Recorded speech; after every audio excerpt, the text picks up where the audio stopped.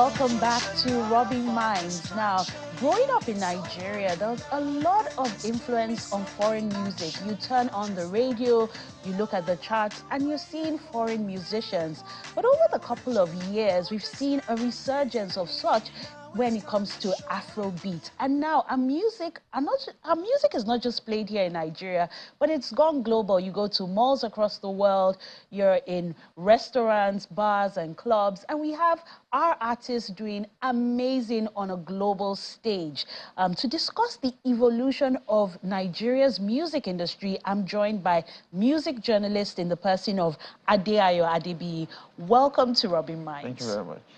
Now, I want you to cast your mind back to, let's say, the 80s, 90s, and just think about when Nigerian music started getting popular. What do you think was that turning point where it went from just, you know, listening to a little bit of Nigerian music to Nigerian music dominating?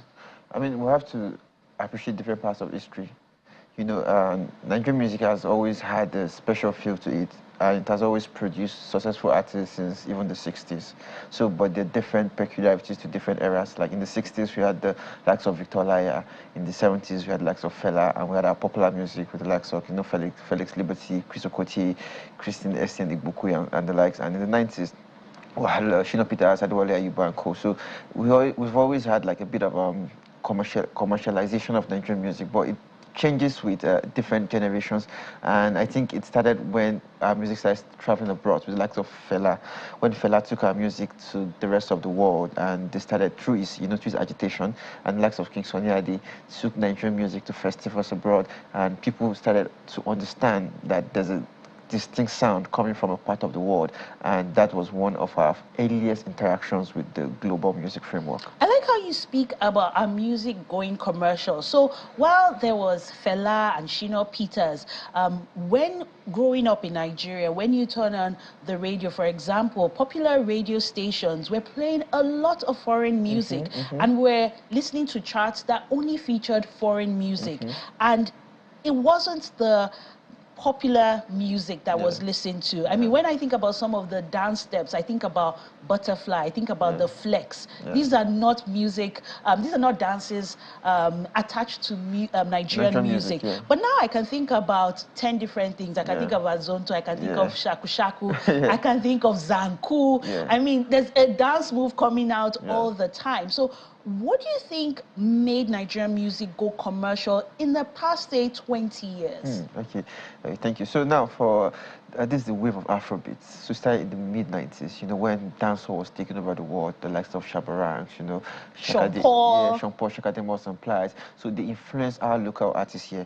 So the likes of Raski Mono, Daddy Shoki, they started making popular music, you know, popular music with a global feel to it. It was not the first time we're making it, but this time we're making it for a new generation at the globalization age. This was at the technological age. And at that point, there were a lot of foreign elements on radio. But that's when the likes of Ray Power came on board, other news stations came on board, and the Nigerian government themselves tried to like tried to domesticize our music, you know, try to tell the radio stations that you have to play a section local of content. Local content. They have to play a section of Nigerian music daily. So that helped our local content. That bringing it home gave our artists the opportunity to shine at a national level. So at that point, you could be in Lagos and listening to music coming out from different parts of Nigeria. So that's when Afrobeat started taking off little by little, and it was aided. It was aided by technology. And as technology advanced, as social media came, as streaming networks came, our music continued to grow, and we started, you know, going from Nigeria, international collaborations, working with international artists from other countries. This increased our exposure. So government, and then the rise of social media and technology. Now, you know, listening to you, you've spoken so well about the different artists that have continued to put Nigerian music on a global map as early as the 60s till present day. Now, how do you react to, and I want to paraphrase it, to an artist who says that Nigerian music lacks substance?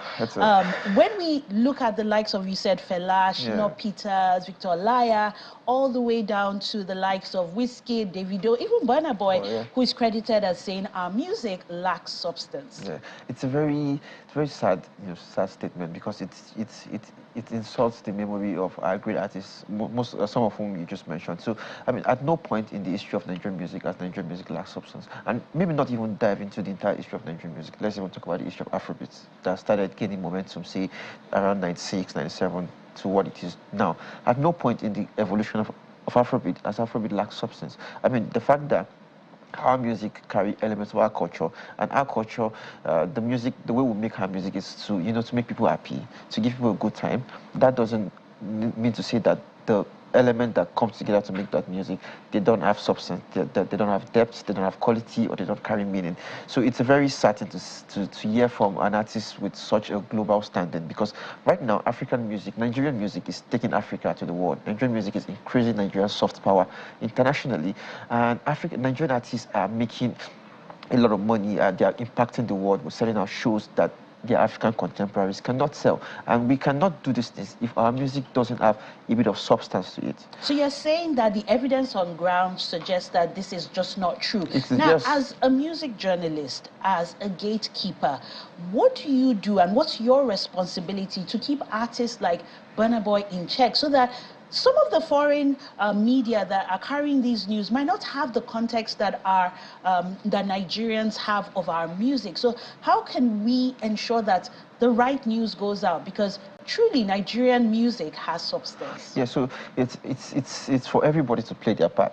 Everyone. How are you playing your part as a music journalist? I mean, we're having a conversation. We're trying to educate listeners, through our platforms, our different platforms, try to educate listeners.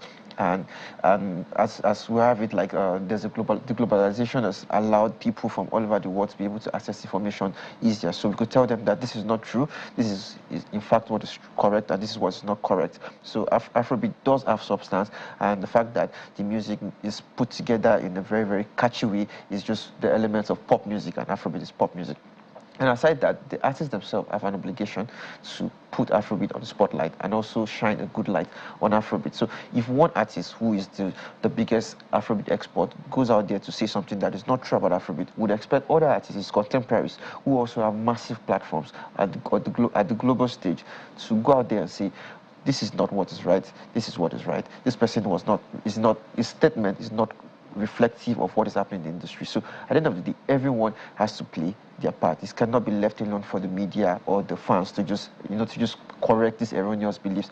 But other artists, this is not the time to click ignore. This is the time to speak out. This is not the time to keep quiet. I want to ask, I saw a tweet recently, and I'm going to paraphrase it. It essentially said, this day and age, you don't really need to have talent.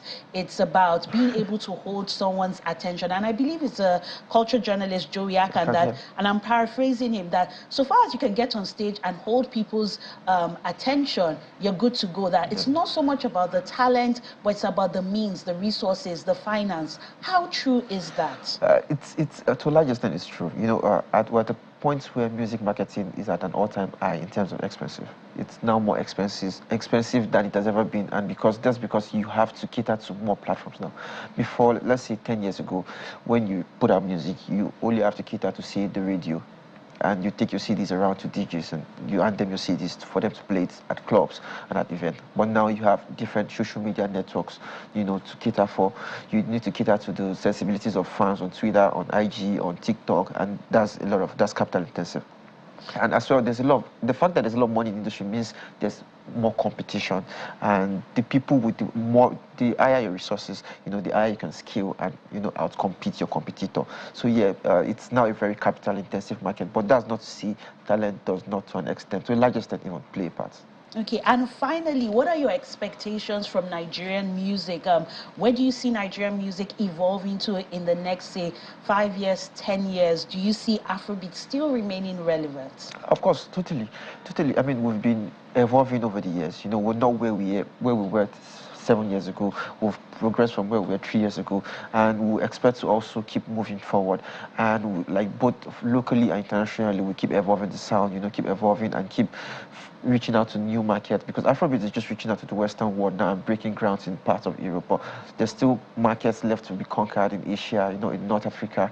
So there's still work to be done and and territories to be conquered. Yeah. Thank you very much, Adeayo Adebi, a music journalist right here. Thank you for sharing your contributions on Rubbin Minds.